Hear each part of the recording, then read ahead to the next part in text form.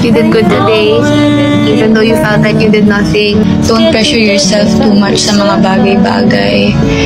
I'm proud of you guys. I'm proud of you. Na habang nag-strive ka for excellence, huwag mo rin kalimutan i-celebrate yung mga achievements mo along the way. Enjoy lang. Sometimes it's fine to just survive through the day. See what you're doing. You're doing good. Lahat naman tayo may struggles because of. Pero umuusad tayo.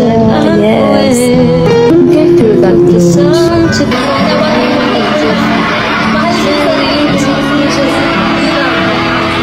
You're doing good, Blooms, okay? Smile. Don't cry anymore. Dapat ikaw yung number one support ng sarili.